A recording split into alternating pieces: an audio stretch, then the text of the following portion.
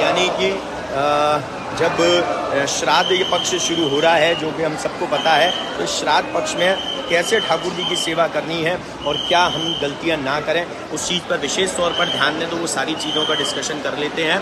तो मैं आपको बता दूं, देखिए सबसे पहले हम बात करेंगे श्राद्ध पक्ष में। आप लोग घर में लड्डू गोपाल जी की युगल सरकार के, यानी अपने घर में जो आपने ठाकुर जी विराजमान कर रखे, उनकी सेवा में क्या चीज़ कर सकते हैं।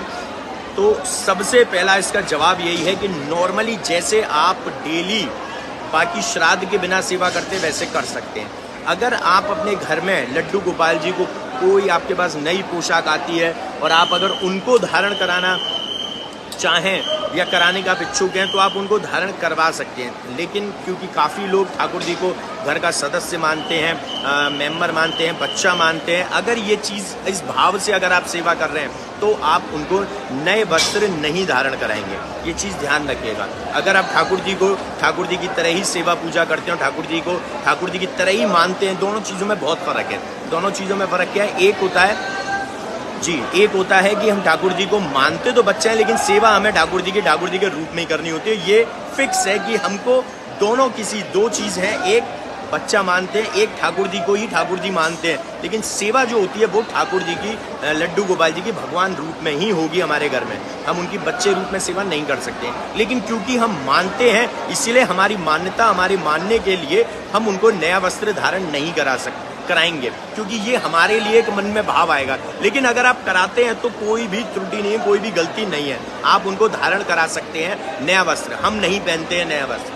और जिस दिन भी आपके यहाँ श्राद्ध होता है, आप उस दिन भी, जिस दिन भी हमारे यहाँ श्राद्ध होता है, तो हम लोग मीठा भी लेते हैं, पूरी सब्जी भी बनाते हैं।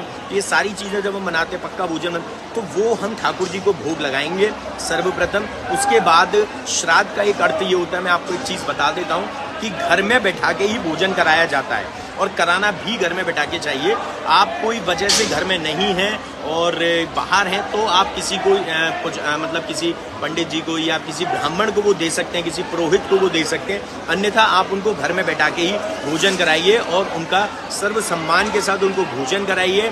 और उससे पहले आपको गौग्रास भी निकालना पड़ता है। गौग्रास होता है कि ठाकुर जी, मतलब जो भोग लगता है, ऐसे ही आपको गौ माता के लिए भी निकालना होता है। वैसे तो हम डेली निकालते ही हो, निकालना भी चाहिए सर्वप्रथम, लेकिन श्राद्ध पक्ष में ये कंपलसरी है। और सबसे पहले गौ माता को खिलाया जाता है, फिर जिनका आप श्राद्ध जिनके निमित्त कर रहे हैं, फिर उनके लिए आपने जिनको भोजन के लिए इन्वाइट किया है, जिनको भोजन के लिए आपने बुलाया है, उनको भोजन कराइए। और इन सब चीज़ों के बाद ही आप उस प्रसाद को ग्रहण करेंगे, ये बात ध्यान रखिएगा। उनको पहले बाकायदा आप जो है सर्व सम्मान के साथ आप विदा करेंगे घर से। उनको दान दक्षिणा भी दीजिए, उनको वस्त्र भी दीजिए, उनको कोई एक पटका पहनाइए, राधे राधे नाम का पटका पहनाइए, बहुत सुंदर है, और उनका टीका करके ही विदा कीजिए। तो ये चीज़ें ध्यान रखिए कि आपको श्राद्ध कैसे करना है, ये मैंने इसमें बताया। दूसरी चीज़, ठाकुर जी को सर्वप्रथम भोग लगेगा, आपके लड्डू गोपाल जी को। ऐसा नहीं है कि आप भूखे हैं या आपने सोचा है कि अगर पहले हम नहीं पा रहे, पहले जिनका मतलब जिनको भोजन के लिए, श्राद्ध के लिए इनवाइट किया है, पहले उनको कराएंगे। जी नहीं, आपके ठाकुर जी पहले भोजन पाएंगे, फिर ही उसके बाद वो भोजन पाएंगे। ये बात ध्यान रखिएगा। आपके लड्डू गोपाल जी, चाहे आप ठाकुर जी की भगवान रूप में सेवा करते हो, चाहे बच्चे रूप में उनको मानते हो, बच्चे रूप में मानते हैं, तब भी ठाकुर जी जो हैं वो पहले भोजन ही पाएंगे, पहले प्रसाद वही बनाएंगे। तो ये चीज़ ध्यान रखिएगा। इसके अलावा अब हम आते हैं, जैसे कि हमारे घर से हम सेवा करते हैं, उनको स्नान दान, बिल्कुल किसी ने सवाल पूछा था कि ठाकुर जी की सेवा कर सकते हैं नहीं, और उनको स्नान, बिल्कुल डेली स्नान होगा। हम भी तो कर रहे हैं, जब हम कर रहे हैं तो ठाकुर जी को क्यों नहीं कराएंगे श्राद्ध पक्ष में? बिल्कुल नहीं, ऐसा मत सोचना कि ठाकुर जी की श्राद्ध पक्ष में, बाद में बात करूँगा भैया, ठाकुर जी की श्राद्ध पक्ष में हम सेवा नहीं कर सकते, उनका स्नान ध्यान वगैरह। और उसके अलावा ये सारी चीज़ें हम ध्यान रखेंगे कि हमें ये सारी चीज़ों की गलतियाँ नहीं करनी है। उनका प्रॉपर वही सेवा होगी जो रूटीन है, सुबह उठने का, रात्रि में शयन का, आचमन कराने का। आचमन उनका कम से कम हमें कायदे से 8 बार कराना चाहिए पूरे दिन में। अब आचमन क्या होता है? आचमन होता है जल पिलाना। जल पिलाना कैसे होता है कि उनके सम्मुख, उनके मुख के पास ले जाके कटोरी और एक गिलसिया, उसमें आप जल डाल रहे हैं और अपने नेत्रों को थोड़ा सा बंद करके ये भावपूर्ण आप आचमन करा रहे हैं कि वो जल ग्रहण कर रहे हैं। ये 8 बार कराना चाहिए, सुबह उठने पर भी कराना चाहिए। और उसके अलावा फिर जब आप उनको प्रसाद, सुबह ब्रेकफास्ट कह लो, बाल भोग कह लो, वो पवाते हैं तब भी। फिर जब आप उनको राजभोग पवाते हैं, फिर बीच में भी आप उनको जल पिला सकते हैं जब जब आपको मौका मिलता है। फिर शाम को भी ऐसे उत्थापन के बाद, फिर रात्रि में शयन भोग के बाद जब आप उनका भोग लगाएंगे शयन भोग, और फिर रात्रि में शयन से पहले भी एक बार जल पिलाना पड़ता है। ऐसे करके 8 बार हमको इनको जल पिलाना चाहिए ठाकुर जी को, लड्डू गोपाल जी को, युगल सरकार को। इसके साथ साथ फिर हम आते हैं अन्य चीज़ों पर। तो मैं आपको बता दूं, बांके बिहारी मंदिर में श्राद्धों में और नवरात्रों में रश कम रहता है। तो अगर आप लोगों के दिमाग में ये चल रहा है कि भाई देखिए, रश कम रहने का रीज़न क्या है कि लोग श्राद्ध करते हैं, नवरात्रि में देवियाँ अपने घर में देवी जी बैठाते हैं तो नहीं आते हैं, बहुत अच्छी बात है। लेकिन अगर आपके दिमाग में ये चल रहा है कि श्राद्धों में मंदिर नहीं जाते हैं या बिहारी जी की पूजा नहीं करते, तो ये सबसे बड़ी आपकी गलती है। बिहारी जी के दर्शन प्रॉपर खुले हैं, सभी के लिए खुले हैं। श्राद्धों में भी वही समय है, नवरात्रि में भी वही समय जो नॉर्मली अभी चल रहा है। श्राद्धों में कभी भी दर्शन बंद नहीं होते, और श्राद्धों में और नवरात्रों में सबसे बेस्ट टाइम होता है दर्शन का पूरे साल में, क्योंकि जो रश है वो कम रहता है। अभी छुट्टियां हैं ये 4-5 दिन, तो ये रश थोड़ा इतना दिख रहा है, नहीं तो श्राद्धों में नवरात्रों में रश कम रहता है। लेकिन सबसे अच्छी पूजा भी आप अपने पितरों के लिए, आप अपने लिए, अपने बच्चों के लिए, अपने पूरे परिवार के लिए आप बांके बिहारी जी की पूजा भी कर सकते हैं। और श्राद्धों में ये बहुत ही अच्छी बात है कि आप पूजन करिए। आप ठाकुर जी को नव वस्त्र पहनाइए, यानी हम स्वयं से नए वस्त्र नहीं पहन सकते, हम स्वयं से नई गाड़ी नहीं ले सकते, श्राद्धों में हम कोई चीज़, नए फ़ोन नहीं ले सकते, लेकिन हम भगवान को नया वस्त्र धारण करा सकते हैं, और भगवान को कराना भी चाहिए, क्योंकि श्राद्ध वगैरह ये सिर्फ हमारे लिए, हम अपने पितरों को, हमारा एक मानना है कि हमारे पितर जिस भी योनि में जन्म लिए हैं उस योनि में उनको हमारे द्वारा किए गए श्राद्ध का फल मिल सके।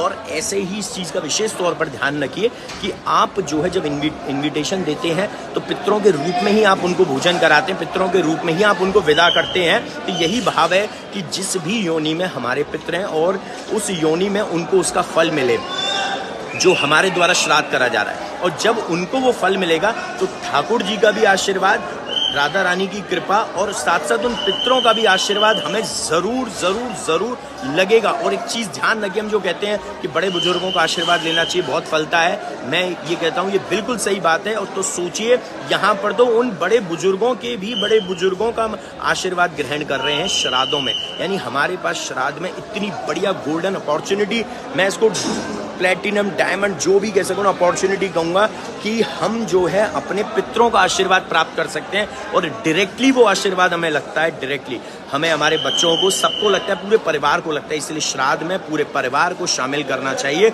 बच्चों को भी आप जो है उनके चरण स्पर्श करवाइए, जो कि श्राद्ध में, जिनको आप पुरोहित को या किसी ब्राह्मण को जब इनवाइट करते हैं, वो उनको आमंत्रित करते हैं भोजन प्रसादी के लिए, जिनके लिए आप श्राद्ध कर रहे हैं अपने पितरों का, उनके एवज में जब आप उनको बुलाते हैं तो वो चीज़ ध्यान रखिए। बच्चों का भी आशीर्वाद बनता है कि बच्चों को भी उनका आशीर्वाद लेना चाहिए। तो श्राद्ध में बिहारी जी के दर्शन करिए। बिहारी जी को, अगर आपके मन में ठाकुर जी को कोई भाव है कि आप उनको वस्त्र धारण कराएं, पोशाक, श्रृंगार, 56 भोग, बिहारी जी को आप जो है डेली पूजन, ये सारी सेवाएं कीजिए, ये बहुत ही अच्छी बात है। मैं मान ही नहीं सकता, अगर कोई किसी के मन में ये चल रहा है तो मैं बिल्कुल क्लियर कर देता हूँ कि जी नहीं, आप बिल्कुल गलत सोच रहे हैं। आपको ये बहुत अच्छी मौका है कि आप ये कर सकते हैं। जैसे अभी हम देख सकते हैं यहाँ पर ठाकुर जी की सेवा ही चल रही है। जैसे हम देखेंगे एक फैमिली जो है वो यहाँ ठाकुर जी का भी डेली जोली, अभी उसके बाद ये पूरा पूजन चलेगा ठाकुर जी का। तो ये बहुत ही अच्छी बात है कि आपको ये सुनहरा आपका अवसर मिलता है, तो ज़रूर कीजिए। और सेवा पूजा के लिए, बांके बिहारी जी की सेवा पूजा के लिए आप हमारी टीम से कांटेक्ट कर सकते हैं, जिनका व्हाट्सएप नंबर अभी इस टाइम एक ही चल रहा है, हमारा दूसरा नंबर अभी चल नहीं रहा है। तो वो व्हाट्सएप नंबर जो चल रहा है मैं वो बता देता हूँ, 9058169689, ये व्हाट्सएप नंबर हमारा चल रहा है। और फिर से रिपीट कर देता हूँ, 9058169689, ये नंबर भी हमारा सेव कर लीजिए। और जो भी आपकी क्वेरी पूछ सकते हैं, क्योंकि एक ही नंबर पे थोड़ा सा प्रेशर रहेगा, इसलिए थोड़ा सा हो सकता है लेट भी रिप्लाई मिले, लेकिन मिलेगा ज़रूर। तो आप धैर्य रखिए। और नवरात्रे और श्राद्ध बहुत अच्छा वक्त है। और फिर से रिपीट कर देता हूँ, श्राद्धों में नई चीज़ें हमें लेना मना है, ठाकुर जी के लिए नहीं। ऐसे ही नवरात्रे में तो ठाकुर जी के लिए तो पूरे साल, पूरे वर्ष, हर टाइम चालू रहता है, लेकिन हम नवरात्रे में नई चीज़ ले सकते हैं। बुकिंग आप अभी कर सकते हैं, लेकिन आप उसकी डिलीवरी गाड़ी है, कुछ भी है, आप जो है उन नवरात्रे में ही उठाइएगा। नवरात्रे का हर दिन शुभ है, हर दिन शुभ है। श्राद्धों में हमें नए वस्त्र धारण नहीं करने हैं श्राद्धों में। और जो बहुत अच्छे से श्राद्ध मनाना चाहते हैं ना, बहुत एक एक्सट्रीम लेवल पर, तो मैं आपको बता दूं कि शेव, मतलब बियर्ड जो है हमारी और जो हमारे हेयर्स हैं, ना तो इनकी हम कटिंग कराते हैं ना ही हम शेव की करवाते हैं। ये चीज़ भी विशेष तौर पर ध्यान रखिए कि हम श्राद्धों में ये कोई भी चीज़ नहीं करते और नहीं करना चाहिए।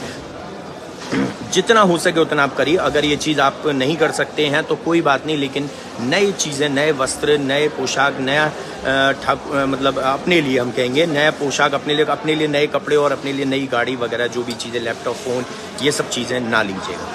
तो यहाँ पर लाइव सेशन में देंगे विराम, लेकिन विराम देने से पहले कहूँगा कि ये चीज़ का विशेष तौर पर ध्यान रखिए, ज़्यादा से ज़्यादा शेयर करना, ताकि जो लोगों के मन में डाउट है ना, भक्तों के मन में, वो दूर हो सके। फिर से रिपीट कर देता हूँ, लड्डू गोपाल जी की सेवा प्रॉपर रूप से होगी, जैसे हम करते हुए चले आ रहे हैं वैसे ही होगी। उनको प्रॉपर भोग लगेगा, प्रॉपर शयन होगा, प्रॉपर उठाया जाएगा, प्रॉपर वस्त्र पहनाए जाएंगे, प्रॉपर स्नान, ध्यान, श्रृंगार सब कुछ होगा। उसके अलावा दूसरी चीज़ पर हम बात करते हैं कि जब श्राद्ध होते हैं तो श्राद्ध में जिनको इनविटेशन देते हैं उनको बैठ के भोजन कराइए, वो सबसे अच्छी बात है। और अगर आप बाहर हैं तो कोई बात नहीं, आप उनको दे सकते हैं। और दान दक्षिणा देने के बाद, वस्त्र देने के बाद, पटका पहनाने के बाद ही, उनको तिलक करने के बाद ही विदा कीजिए। और बच्चों को भी आशीर्वाद दिलाइए, बच्चों से उनके पैर मतलब बच्चों से कहिए कि उनके पैर स्पर्श करें। इसके अलावा बिहारी जी में बहुत ही अच्छा टाइम है, गोल्डन अपॉर्चुनिटी इस टाइम कि नवरात्रे और श्राद्धों में आप सेवा करें, आप ठाकुर जी को कोई भी भोग लगाएं, आप ठाकुर जी को वस्त्र बनाएं, ठाकुर जी को श्रृंगार धारण करवाएं, ठाकुर जी की दहलीज पूजन, मनोकामना पूजन जो भी करना है वो कर सकते हैं। जय बिहारी जी की श्री हरदास, श्री कुंज बिहारी श्री हरदास, इसको ज़्यादा से ज़्यादा शेयर करना। राधे राधे, श्री कुंज बिहारी श्री हरदास, राधे राधे।